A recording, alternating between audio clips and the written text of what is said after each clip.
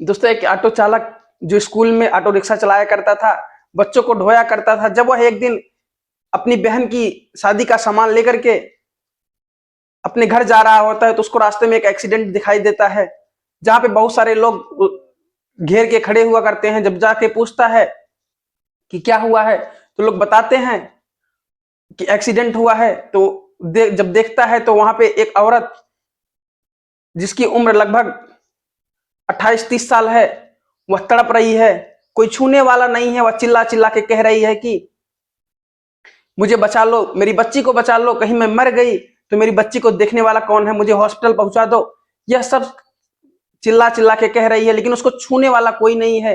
वहां पे कुछ और भी सज्जन है, वो कुछ गाड़ियों को रोकने का प्रयास कर रहे हैं, लेकिन कोई रोकने को तैयार नहीं। सब डर रहे हैं कि कहीं मेरी गाड़ी में खून ना लग जाए, या कहीं ये मरा गई तो झूठा इल्जाम भी लग जाएगा, जवाब कौन देगा कोर्ट में। ये सब सारी सारी चीज सोच के सब देख रहे हैं, लेकिन कोई हाथ नहीं लगा रहा होता। दोस्तों, यह व्यक्ति फटाफट जाता है, सामान को बोलता है कि हमारे सामान को उतरवा दो, मैं हॉस्पिटल लेके चलता हूं। तो दोस्तों, सामान उतरवा दिया जाता है। इसके बाद लोगों से कहता है कि सामान देखते रहो और मैं इनको हॉस्पिटल लेके जा रहा हूं। दोस्तों, कैसे भी करके अकेले उठा के लाता है, कोई जाने को तैयार नहीं होता। इसके बाद बहुत कहने के बाद एक औरत जो पास की होती है वो तैयार होती है हॉस्पिटल जाने के लिए। दोस्तों, हॉस्पिटल पहुंचाया जाता है। डॉक्टर बोलते हैं कि अगर शायद आपने 15 मिनट और लेट कर दिया होता तो इनकी जान नहीं बचती। दोस्तों, फटाफट जाके एडमिट कराया जाता है। इसके बाद फिर दोस्तों आगे की बहुत ही इंटरेस्टिंग कहानी होने वाली है, पूरी सुन के जाइएगा। नमस्कार दोस्तों, मैं हूं आकाश मौर्य। आप देख रहे हैं एक प्यार ऐसे का भी शो। दोस्तों, बहुत ही इंटरेस्टिंग कहानी होने वाली है आज की, पूरी सुन के जाइएगा। और आप थंबनेल के अकॉर्डिंग तो समझ ही गए होंगे, बाकी पूरी सुनिए, बहुत ही इंटरेस्टिंग कहानी होने वाली है। दोस्तों, यह कहानी उत्तर प्रदेश का एक जिला पड़ता है वाराणसी। वाराणसी की यह कहानी है, जब एक व्यक्ति जिसका नाम राम सागर है, वह ऑटो ड्राइवर है, स्कूल में गाड़ियां चलाया करता है। एक दिन जब वह लगभग दोपहर के 11 बजे जब अपनी बहन की शादी का सामान लेकर के अपने गांव जा रहा होता है, इसी बीच उसको एक एक्सीडेंट दिखाई देता है, जहां पे बहुत सारे लोग घेर के खड़े हैं। तो दोस्तों, वह जाता है वहां पे, पूछता है क्या हुआ है। एक औरत बिलख रही होती है जिसका नाम मुस्कान है। मुस्कान अच्छे से हेलमेट वगैरह लगा रखी है, लेकिन पता नहीं कैसे गाड़ियों का झटका जो भी है, किसी ने एक्सीडेंट मार के चला गया है और उसका सामने से माथा फट गया है। खून बहुत ही बह रहा है, पूरा खून से लथपथ है। कोई छू नहीं रहा है उसे, कोई हॉस्पिटल ले जाने को तैयार नहीं। दिन के लगभग 10:30 बज रहे हैं।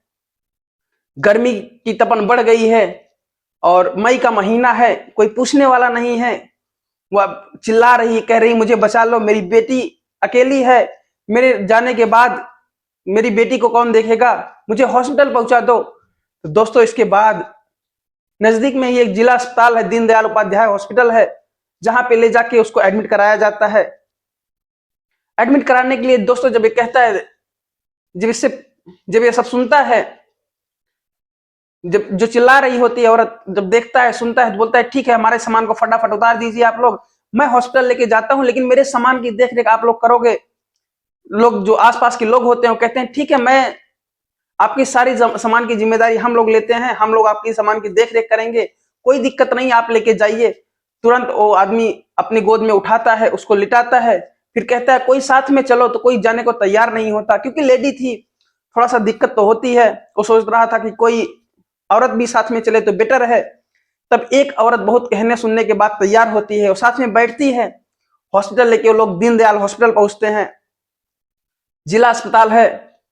दोस्तों, इसके बाद वहां पे उसका इलाज शुरू हो जाता है। डॉक्टर पूछते हैं कि इनके साथ में कौन है। वो कहता है अभी तो फिलहाल मैं ही हूं। बोलते हैं इनको खून की सख्त से सख्त जरूरत है। कहता है ठीक है, निकाल लीजिए, जो जरूरत हो निकाल लीजिए, कोई दिक्कत नहीं होने वाली है।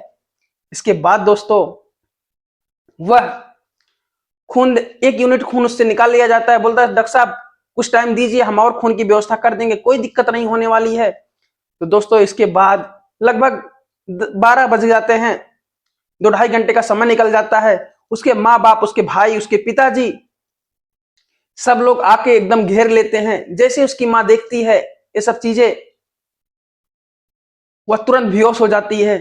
दोस्तों, वह समझ नहीं पा रही थी क्या हो गया इतना बड़ा, क्योंकि दोस्तों इसके बाद उसको इमरजेंसी में एडमिट कराया जाता है।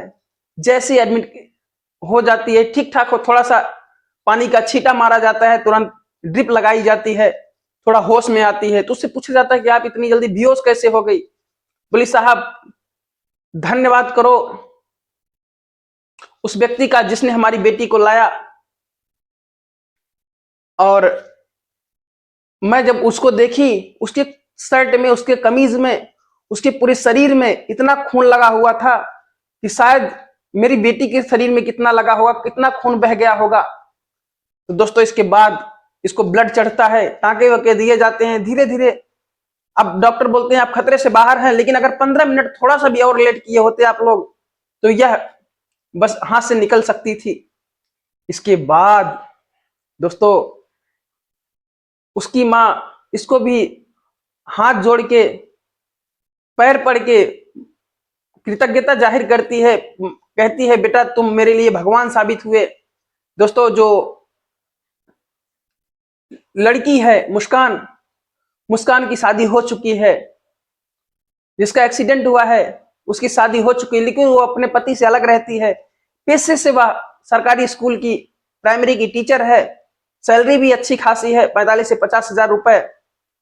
इसके बाद वह, उसके पिताजी भी सरकारी नौकरी से रिटायर्ड हैं, उसका भाई भी सरकारी नौकरी कर रहा है, उसकी माँ हाउस वाइफ है। तो दोस्तों, बहुत ही अच्छी फैमिली थी। तो कहता है माता जी अब मुझे छोड़िए, मेरा सामान पड़ा हुआ है। अब मैं सोच रहा हूं कि अपना सारा सामान घर पे छोड़ दूं। अब मेरे घर पे भी मेरी बहन इंतजार कर रही है, मात्र हमारे घर में 20 दिन शादी को बचे हैं। तो दोस्तों, ये सब उसकी माँ जब सुनती है, बोलती ठीक है बेटा जाओ, बाकी अपना नंबर देते जाओ। उसने अपना नंबर भी दिया। इसके बाद वहां से चला जाता है। दोस्तों, इसके बाद की ही कहानी इंटरेस्टिंग होने वाली है। जैसे ही वहां पे पहुंचता है तो देखता है कोई सामान नहीं है। वह पूछता है आसपास के लोगों से कि भाई साहब, हम तो यहाँ पे सामान छोड़ के गए थे। दोस्तों, 80 हजार का सामान था।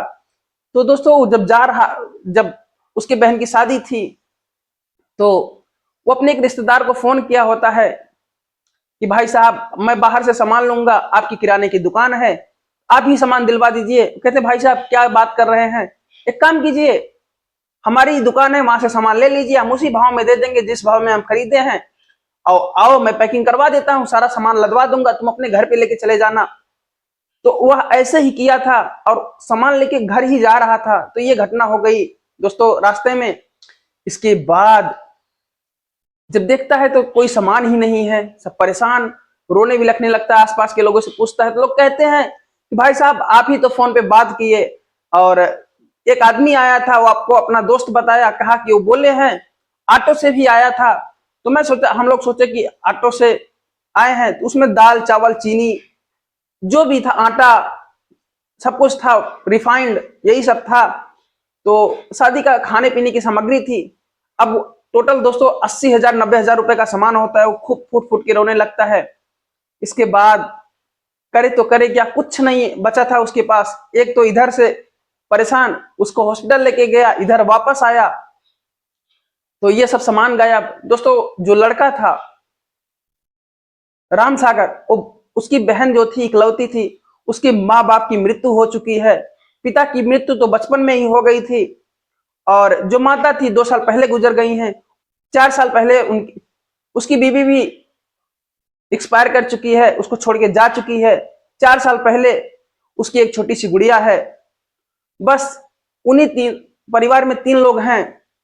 वह उन्हीं सबकी देख रेख करता है, और उसका मेन लक्ष्य यही होता है कि अपनी बहन की शादी करवाना, क्योंकि वह अपनी बहन को बहुत अच्छे से लाड करके रखा था। तो दोस्तों, इधर इसका सामान गायब हो गया है, और अब रोते हुए बिलखते हुए अपने घर पहुंचता है। अपनी बहन से बताता है सारी बातें, कहता है बहन ऐसे ऐसे मैं गया था, ऐसे ऐसे करने के चक्कर में मैंने सामान उतरवा दिए। उसको हॉस्पिटल लेके गया, जब वापस आया तो पता नहीं कौन सामान लेके चला गया, हाथ मिल के रह जाता है। बस उसकी आंखों में आंसू थे। अब सोच रहा है कि 80 हजार रुपए कहां से इकट्ठा करूंगा कि मैं अपनी बहन की शादी का सामान इकट्ठा करूंगा, क्योंकि ऑलरेडी दोस्तों शादी में लोग कर्ज वर्ज ले रखते हैं। अब ऑलरेडी वो कर्ज ले चुका था और इसके बाद ये सारी चीजें हो जाती है, देगा तो देगा कौन उसे। इसके बाद दोस्तों वह माथे पे हाथ रख के बैठा है। फिर शाम का कैसे भी उसकी बहन बहुत रिक्वेस्ट करती है, भैया खा लो, थोड़ा बहुत ही खा लो, जो होगा देखा जाएगा। तो थोड़ा सा खाना वाना खा के कैसे भी करके खाता है, इसके बाद सो जाता है। दोस्तों अगले दिन सुबह माथे पे हाथ रख के बैठा हुआ था, काम पे भी नहीं गया था, कितनी घटनाएं हो गई थी, बस यही इंतजार कर रहा था कि थाने में रिपोर्ट करवा दूं, शायद सामान मिल ही जाए। इसके बाद दोस्तों उसके फोन पे फोन आता है। जब उठाता है तो उसमें बस सिसकने की आवाज थी। कोई आदमी सिसक रहा होता है तो बोलता है, आप रो क्यों रहे हो, हम तो खुद ही परेशान हैं, आप कौन हो, अब क्या परेशानी है। कहती है, कोई नहीं, मैं मुस्कान हूं। बताती है कि मैं मुस्कान हूं, जिसको आपने नया जीवन दिया, जिसके लिए आपने सब कुछ कर दिया, मैं वही हूं, मैं हॉस्पिटल से बोल रही हूं, आ जाओ, आपसे एक बार मिलना है। लड़का कहता है, जो रामकिशन होता है, राम सागर होता है, कहता है कि देखो अब तो सब कुछ हो गया, मेरा सामान भी गायब हो गया, आप क्यों परेशान, अब तो आप ठीक हो।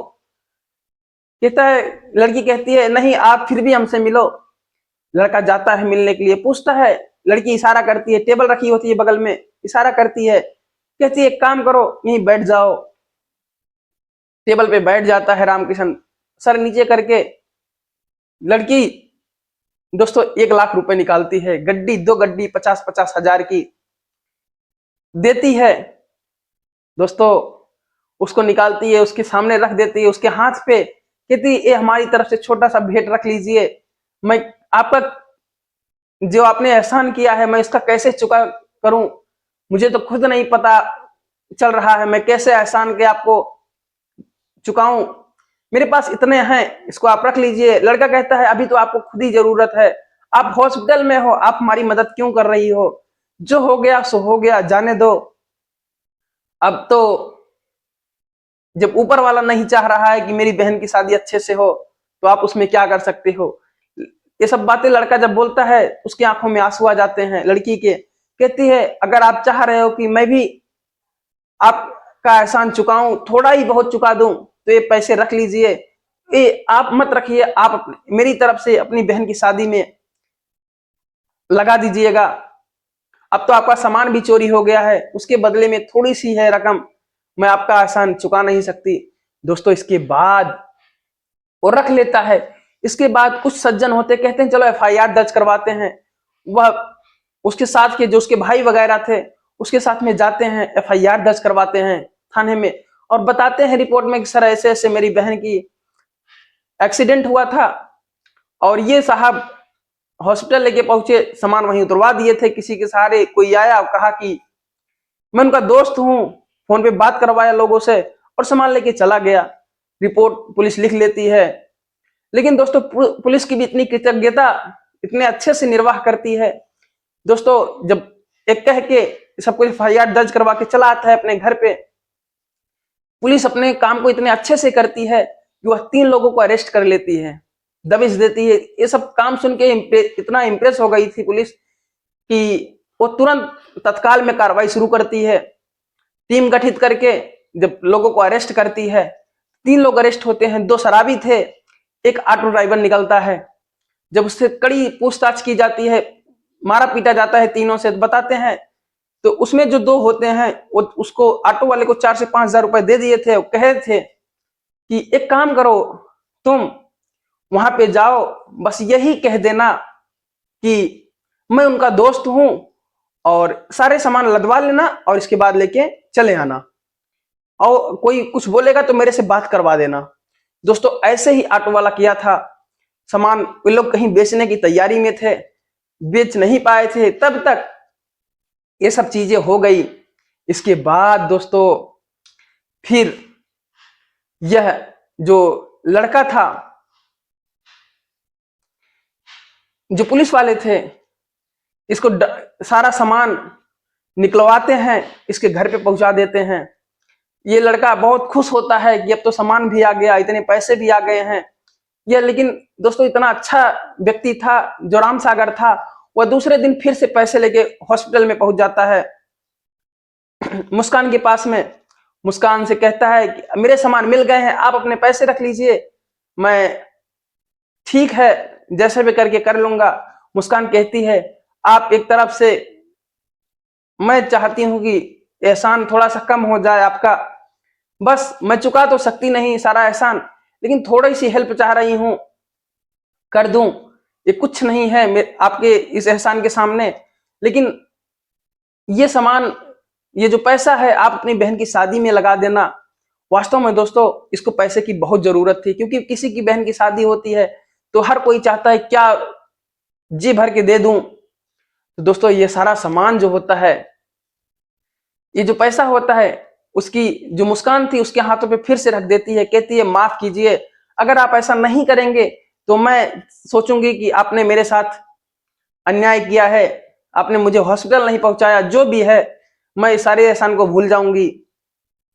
इसके बाद फिर भी ये पैसे रख लेता है।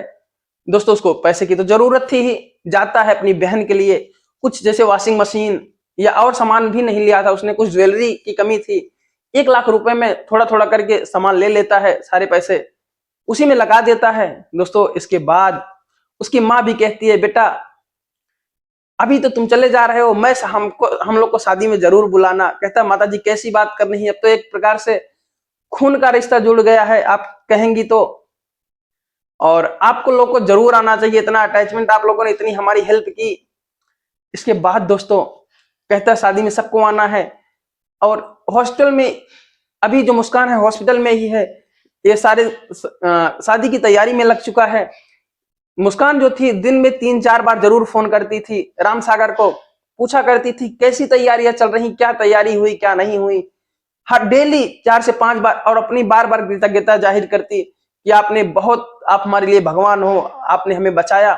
दोस्तों इसके बाद जो मुस्कान होती है, 3 दिन बचे होते हैं, कहती है कि मुझे भी शादी में आना है, क्या मुझे आप बुलाओगे पहले से, शादी में तो सब आते हैं। कहती ठीक है आप आ जाओ। वह 3 दिन पहले से ही उसी दिन शाम को डिस्चार्ज होती है हॉस्पिटल से, फिर वो उसी के घर पे पहुंच जाती है। वह सारे चीजों को अच्छे से देखती है, क्योंकि वो पूर्णतः ठीक हो चुकी है, चल फिर ले रही, कोई दिक्कत नहीं है। अब दोस्तों इसके बाद वह जाती है, सारे चीजों को देखती है कि जो कमी थी उसको भी पूरा करती है। पैसे तो उसके पास थे, वो सरकारी टीचर थी, कोई खर्चा तो था नहीं, उसका पति भी अलग हो चुका है, उसकी एक बेटी है बस। तो दोस्तों इसके बाद वो जाती है, सारी कमियों को पूरा करती है, सारे काम में हाथ बटाती है, उसके घर पे 4 चांद लग जाते हैं, सब खुश हैं। इसके बाद अगले दिन बारात आती है, बारात की तैयारियां चल रही होती हैं दोस्तों। तो इतने में सब कुछ अच्छे से, शाम को बारात आती है, सब खुश हैं। जब दूसरा दिन होता है, जब विदा होने लगती है उसकी बहन, वो अपने भाई राम सागर को पकड़ पकड़ पकड़ के बहुत रो रही होती है, चिल्ला चिल्ला के कह रही है अब मेरे भैया का कौन देखने वाला है, मैं तो जा रही हूं, यही कह के रो रही है, मेरी फूल सी भतीजी को कौन देखेगा, मेरी भाभी भी छोड़ के जा चुकी है, यही सब कह कह के रो रही है खूब।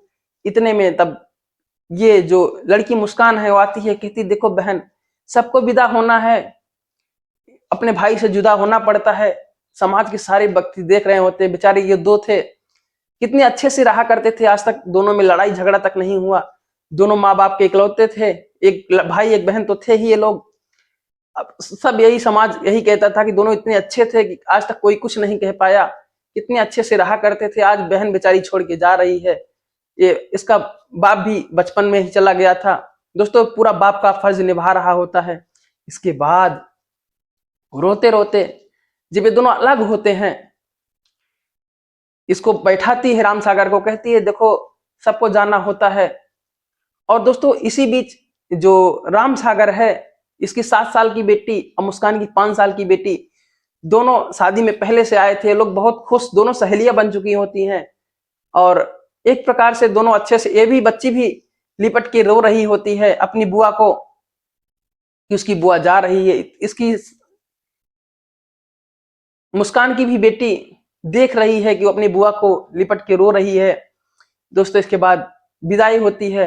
राम सागर मिठाई उठाई पैक करता है, जब लोग जाने लगते हैं सब कुछ देता है भर भर के। इसके बाद दोनों में बातें चीतें होने लगती हैं। दोस्तों ये सब बातचीत का सिलसिला तो चल ही रहा था, बातें चीतें होती हैं, दोनों आपस में बातचीत करने लगते हैं। डेली बातचीत होना, लगभग 4 से 6 महीने गुजर जाते हैं। इधर इसका पति छोड़ के जा चुका है, उधर उसकी बीवी मर चुकी है, एक्सपायर कर गई हैं। इसकी भी बेटी बाप के लिए तरस रही है, उसका भी, वो भी अपनी माँ के लिए, दोनों को माँ बाप की कमी है।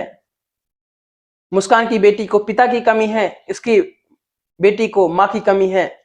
तो दोस्तों ये सब चीजें जो देखती है तो मुस्कान भी थोड़ा सा अटैचमेंट हो गया रहता है, सोचती है कि इसको भी माँ का प्यार मिलेगा, नहीं तो ये कहाँ तक झेलेगा बेचारा। और अटैचमेंट भी था। एक दिन ये 4 से 6 महीने बाद अपने प्यार का इजहार करती है, कहती है राम सागर तुम क्या मेरे से शादी करोगे? क्योंकि उन दोनों में बातें चीतें होती थी। ये जो राम सागर होता है कहता है मैडम कैसे शादी कर लूंगा, कल को कौन क्या कहेगा कि एक ऑटो ड्राइवर हूं मैं, वो भी स्कूल में, मेरी इतनी तनख्वाह भी नहीं है, 10वीं पास हूं मैं। और क्योंकि दोस्तों पढ़ाई लिखाई नहीं किया था, इसके पिता की मृत्यु हो गई थी। ये सब चीजें जो मुस्कान थी वो समझ रही थी बहुत अच्छे से। दोस्तों इसके बाद यह बात, बहुत रिक्वेस्ट करने के बाद राम सागर मान जाता है। यह बात मुस्कान जो थी अपनी माँ को बताती है, उसकी माँ भड़क जाती है, उसके पिताजी भी भड़क जाते हैं, तुम एक ऑटो ड्राइवर से शादी करोगी, जहां तक तो था ठीक था, पैसा लेना देना आना जाना, लेकिन तुम बताओ ऐसा करोगी, अपना भी स्टेटस है समाज में। दोस्तों लेकिन ये किसी की परवाह नहीं करती, जाती है कोर्ट मैरिज कर लेती है।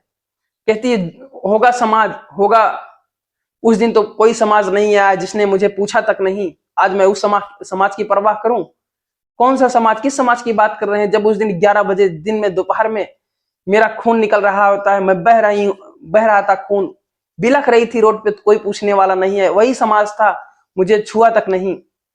अब वही व्यक्ति है जो उसने मुझे हॉस्पिटल पहुंचाया, जिसने मुझे नई जान दी, मेरी बेटी को समझा, मेरी भाषा मतलब अंदर की जज्बातों को समझा, मुझे हॉस्पिटल पहुंचाया। आज मैं जिंदा हूं उसी की बदौलत। मैं शादी कर रही हूं, जाके शादी कर लेती है। दोस्तों इसके बाद ये 2021 की घटना थी, 2022 में शादी करते हैं लोग। इसके बाद दोस्तों 2 साल बाद उनको एक बच्चा भी पैदा होता है, लगभग 2024 में। अब इसके माँ बाप को जब पता चलता है कि उनको एक नाती भी हुआ है, ढोल नगाड़े के साथ में आ गए और सारे शिकवे गिले करके दूर करके अपने पोते को खिला रहे हैं, नाती को, और झूम रहे हैं। इसके बाद दोस्तों आज 2026 चल रहा है, अब इनकी 2 बच्चियां हो गई हैं, एक इनकी मुस्कान की, एक राम सागर की, और एक भाई भी है इन दोनों बहनों का। अब सब लोग अच्छे से रह रहे हैं। दोस्तों आप सभी को कैसी कहानी लगी ये? अगर अच्छी लगी हो तो लाइक जरूर कीजिएगा दोस्तों, और हमारे चैनल पे नए हैं तो सब्सक्राइब कर लीजिए। अगर फेसबुक पेज पे देख रहे हो तो पेज को फॉलो करना ना भूलें। ऐसी इंटरेस्टिंग कहानी के लिए ऑल दी बेस्ट। जय हिंद, जय भारत, टेक केयर।